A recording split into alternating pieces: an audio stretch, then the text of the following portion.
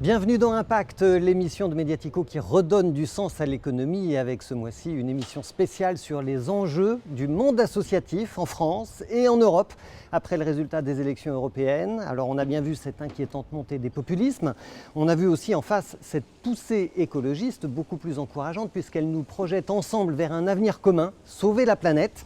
Alors qu'en pense le monde associatif? Est-ce qu'il en attend un engagement plus fort des citoyens pour les projets sociaux, solidaires, environnementaux? Eh bien on en parlera tout à l'heure avec Frédérique Pfonder, qui est la déléguée générale du mouvement associatif. Elle est notre invitée et les lecteurs de Mediatico vont pouvoir lui poser leurs questions. On écoutera aussi Manuel Domergue de la Fondation Abbé Pierre à propos du collectif Europe Solidaire qui s'est constitué avec de grandes associations exprès pour les élections européennes. Mais pour commencer, on vous emmène voir un dispositif innovant qui pourrait bien faire école en Europe. C'est le dispositif de la conciergerie solidaire. Regardez, c'est le coup de cœur d'Hélène Corby.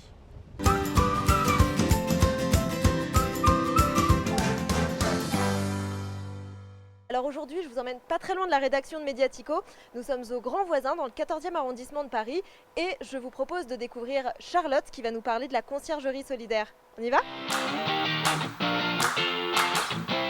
Bonjour Charlotte. Bonjour Hélène. Alors Charlotte, la conciergerie solidaire, qu'est-ce que c'est ? Alors c'est un dispositif d'insertion qu'on appelle dispositif premières heures, qui est donc la possibilité pour des personnes de travailler quelques heures par semaine pour reprendre progressivement une activité après une période d'errance, voilà, une période un peu difficile pour les personnes. Donc, le dispositif premières heures a été mis en place par la mairie de Paris en 2009 et donc vise effectivement à amener vers l'emploi des personnes en situation de grande exclusion. Qu'est-ce que ça veut dire cette situation de grande exclusion ?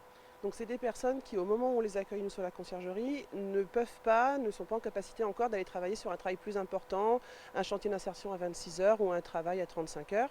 Du coup, l'idée c'est qu'ils viennent travailler avec nous quelques heures par semaine, reprendre un peu un rythme de vie, reprendre confiance en soi, retravailler les questions de santé, d'hébergement et progressivement essayer d'aller vers un autre emploi plus important. Nous, on existe depuis 2015. On emploie à peu près 40 personnes par an. Voilà, on a des conventions avec le département et les personnes peuvent rester avec nous pendant un an en fait. Et vous avez une idée du taux d'insertion ensuite ? On est à peu près sur 50%, à peu près de personnes qui sortent sur des chantiers, principalement sur des chantiers d'insertion, un petit peu sur des formations mais c'est un peu plus rare. Merci Charlotte pour toutes ces informations. De rien, merci à toi. Et quant à nous, on se retrouve très vite pour un nouveau coup de cœur. Voilà pour cet extrait de notre coup de cœur à retrouver bien sûr en intégralité sur mediatico.fr. Alors vous l'avez compris, retour à l'emploi, prestations de services, innovation sociale, tout ça sur le modèle d'une première conciergerie solidaire ouverte à Bordeaux en 2010, qui a levé 600 000 € l'année dernière et qui vise désormais 15 nouvelles implantations en France d'ici 2020 parce que les besoins sociaux sont énormes en France comme en Europe. Eh bien l'Europe justement, suivez-moi, on en parle tout de suite avec notre invité.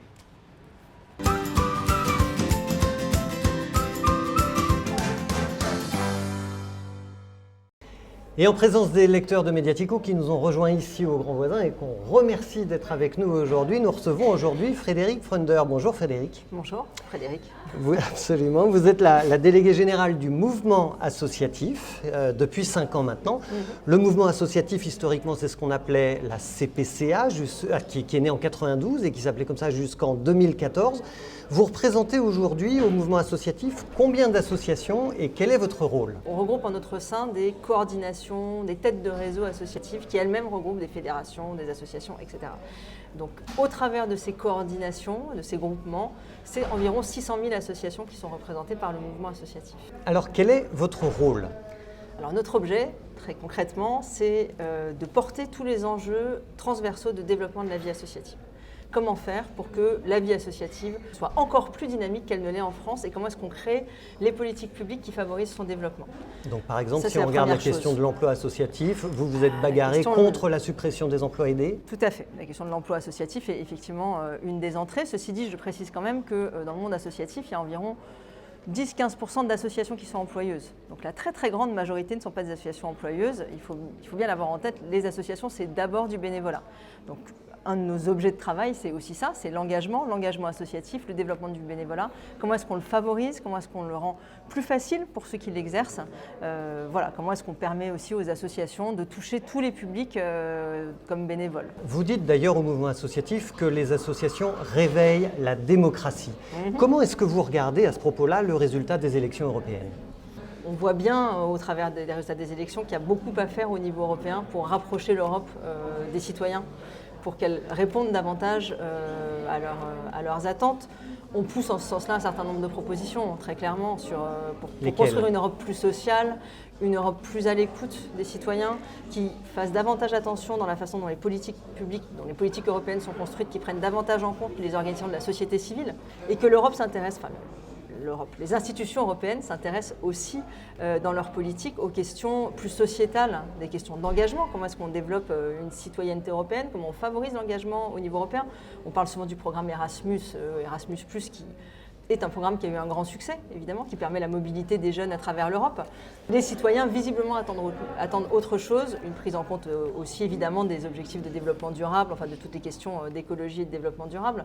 Donc tous ces éléments-là doivent être portés aujourd'hui dans ce nouveau Parlement qu'on vient d'élire.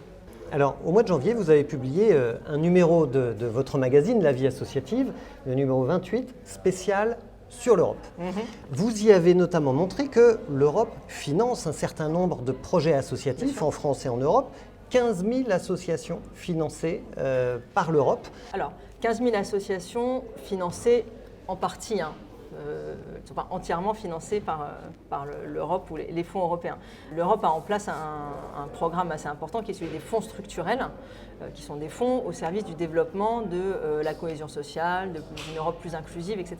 Évidemment, les associations en sont des utilisatrices extrêmement importantes puisqu'elles mènent territorialement ces actions au service de la cohésion. Donc oui, les fonds structurels européens permettent aux associations de développer des actions au service des territoires. Et l'enjeu à venir, là, c'est vraiment de permettre un meilleur accès à ces fonds pour des associations à tous les niveaux du territoire, y compris quand elles ont peu de trésorerie pour faire les avances, parce que les problèmes sont très concrets, ce sont ceux-ci. Alors on l'entend beaucoup dire, et vous l'avez dit vous aussi, l'Europe manque de social, on ne parle pas assez de social en Europe, à tel point qu'il y a un collectif de grandes associations qui s'appelle le Collectif Europe Solidaire, qui s'est constitué exprès pour les élections européennes. Alors pourquoi? Eh bien écoutez ce qu'en dit Manuel Demergue de la Fondation Abbé Pierre. Alors le collectif Europe Solidaire, c'est un collectif qui rassemble des dizaines d'organisations de la société civile pour prôner une Europe plus solidaire. On s'est aperçu que, comme d'habitude, le débat au moment des élections européennes portait assez peu sur l'Europe, et quand ça porte sur l'Europe, ça porte rarement sur les questions sociales. Peut-être des nouveaux députés vont s'emparer de ce sujet. La nouvelle commission qui va émerger de ce Parlement et des décisions des États membres, peut-être qu'il y aura des commissaires qui vont prendre le sujet à bras-le-corps. Aujourd'hui, on ne les voit pas. On a mis l'accent cette année sur les conditions de l'hébergement d'urgence. Cet accès vraiment à l'hébergement minimal était parfois refusé aux personnes selon des critères souvent assez discriminatoires. Il y a des pays qui interdisent aux sans-papiers d'avoir droit simplement à un toit sur la tête sous forme d'hébergement d'urgence. Des pays comme la France qui mettent en œuvre des critères très restrictifs selon les territoires, où on ne prend pas les femmes enceintes si elles ne sont pas plus de 8 mois de grossesse, on ne prend pas les familles avec des enfants si les enfants n'ont pas moins de 3 ans, on ne prend pas des personnes si elles ne sont pas très malades avec des certificats médicaux disant que leur vie est en danger s'ils restent à la rue, alors qu'évidemment, vivre à la rue est un danger évident pour tout le monde, quel que soit son état de santé, son âge, etc. Même quand on a accès à des conditions d'hébergement d'urgence de qualité correcte, ce n'est pas la solution, parce que la vraie solution, c'est d'accéder à un logement. Alors une élection européenne, c'est l'occasion de mettre en débat justement tous ces sujets-là, et de montrer qu'il y a un enjeu commun à tous ces pays, et que l'Union européenne peut apporter son expertise, ses financements, pour passer à l'échelle, par exemple, du logement d'abord. Frédéric Freunder, pourquoi est-ce que le social est si souvent absent des enjeux européens? Comment est-ce que les institutions européennes peuvent davantage porter tout ce que porte l'économie sociale et solidaire? Alors, vous savez, on parle souvent des institutions européennes, mais les institutions européennes, finalement, c'est quand même beaucoup les pays qui les font. Donc, pour que ces sujets soient portés au niveau européen, dans les institutions, il faut avant tout que les membres nationaux souhaitent les porter.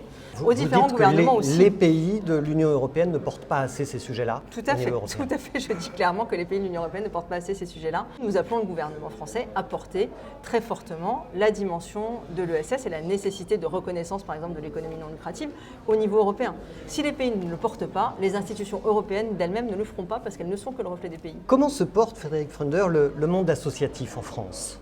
Plutôt pas mal, c'est-à-dire qu'on voit qu'il y a toujours une envie des citoyens d'aller dans des associations, d'y participer. Ce sujet tout à l'heure, le bénévolat reste très stable et avec un renouvellement assez perpétuel. Contrairement à une idée reçue, les jeunes s'engagent beaucoup dans les associations.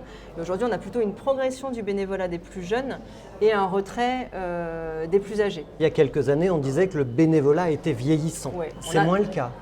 On a tendance à dire toujours les jeunes ne s'engagent plus, etc. C'est pas vrai. Les jeunes s'engagent dans les associations et de plus en plus. Maintenant, il peut y avoir une question sur la gouvernance. Et effectivement, on assiste à un vieillissement des gouvernances associatives.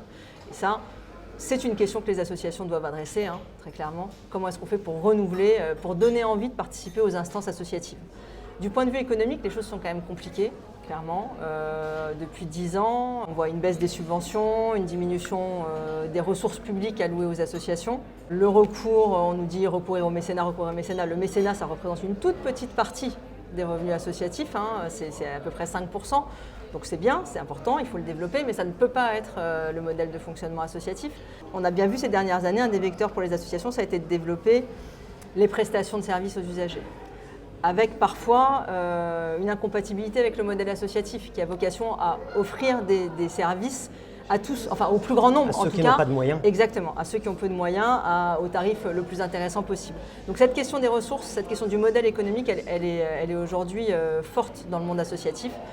Ce qu'on regrette, nous, c'est qu'il y ait insuffisamment de prise en compte de la spécificité de l'économie associative qui apporte beaucoup à la société, qui produit énormément de services, de liens sociaux, de cohésion, qui est aujourd'hui peu reconnu puisque le modèle économique dominant, c'est quand même celui de la concurrence dans lequel les associations ne sont pas vraiment en position de force, dans lequel elles ne souhaitent pas en général être intégrées, on va dire. Et ce manque de reconnaissance, il est quand même assez surprenant parce qu'on a une chercheuse très connue dans le monde associatif, Viviane Chernenog, qui vient de publier les derniers éléments de ses études qui datent depuis plusieurs dizaines d'années maintenant, ouais. Et elle nous dit que le monde associatif représente 3,3% du PIB et 113 milliards d'euros. Donc c'est considérable, on a un petit peu du mal à comprendre ce manque de reconnaissance des pouvoirs publics. On va laisser maintenant la parole aux questions du public.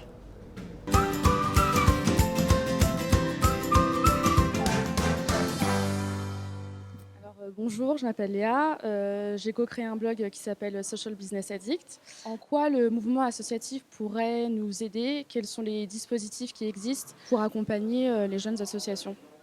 Créer une association, c'est pas compliqué, au contraire. C'est vraiment extrêmement simple. Ça, c'est l'avantage, c'est que le modèle associatif permet une très grande souplesse. Vous pouvez trouver assez facilement des statuts types. Ceci dit, c'est pas toujours une bonne idée de prendre les statuts types parce que c'est aussi intéressant de penser vraiment à ce que vous voulez faire dans l'association, penser à ce que vous voulez avoir comme gouvernance, etc. Et après ça, vous pouvez vous tourner vers la maison des associations. C'est la première étape sur votre territoire qui, elle, pourra vous orienter en fonction de vos besoins vers d'autres accompagnateurs éventuellement. Encore une question, Frédéric Frender. L'économie sociale et solidaire en France bouge beaucoup en ce moment avec French Impact, ce mouvement qui a impulsé le gouvernement pour favoriser notamment l'entrepreneuriat social et de nouvelles formes d'innovation sociale liées à l'économie sociale et solidaire. Comment est-ce que vous regardez ça au mouvement associatif? On ne peut pas réduire l'économie sociale et solidaire dans toute sa diversité à French Impact, même si c'est effectivement une démarche qui a une certaine visibilité et qui du coup est intéressante pour ça aussi parce qu'elle donne à voir quelque chose et elle donne à voir cette dynamique. Maintenant, l'ESS, c'est une multiplicité d'actions, souvent peu connues, partout sur les territoires, qui ne se résument pas non plus à l'innovation sociale, très clairement. Heureusement que les associations font aussi des choses qui existent depuis très très longtemps, et qui ne sont pas innovantes. Enfin, je veux dire, avoir une crèche associative, c'est pas forcément très très innovant, mais c'est extrêmement utile sur un territoire. Voilà, venir en aide aux plus démunis, je ne sais pas si c'est très innovant, malheureusement, mais c'est absolument nécessaire et les associations sont là pour le faire. Donc, il y a cette partie innovation sociale qui est évidemment intéressante et à laquelle les associations contribuent énormément, parce que c'est souvent en leur sein que s'inventent des réponses aux besoins sociaux. Ceci dit, elles font aussi plein de choses qui sont malheureusement pas très très nouvelles et qui perdurent, même si on aimerait bien que des fois elles aient moins existé quand on parle des publics les plus fragiles. Merci beaucoup Frédéric Frender d'avoir accepté de répondre à nos questions et à celles des lecteurs de Mediatico. Et tout de suite, on regarde l'agenda du secteur.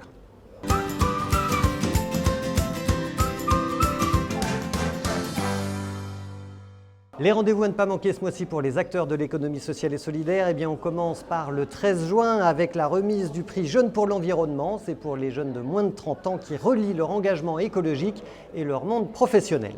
Plusieurs événements le 20 juin prochain, à commencer par l'Assemblée générale du Labo de l'ESS sur le thème Europe et maintenant que fait-on? On y revient. Le 20 juin également, date butoir de l'appel à projet de l'incubateur Rhône-Alpia à Lyon pour attirer les entreprises sociales qui veulent essaimer dans la région lyonnaise. Et puis toujours le 20 juin, ce sera la journée mondiale du réfugié sous égide de l'ONU. Le 25 juin, fin des candidatures auprès de la Commission européenne pour l'éducation des jeunes à l'entrepreneuriat coopératif. Il y a 2 millions d'euros à se partager. Enfin, prochain numéro d'Impact, ce sera le mercredi 26 juin avec Sylvain Raymond, le directeur général de Pro Bono Lab. On parlera avec lui de passerelles entre les entreprises et les associations au travers du mécénat de compétences. Pour recevoir vos invitations, eh bien, vous allez sur mediatico.fr, vous adhérez à Mediatico et en plus, vous en profitez pour soutenir un média libre et indépendant. Voilà, Impact, c'est terminé pour aujourd'hui. Rendez-vous le mois prochain. D'ici là, pensez à votre impact et agissez.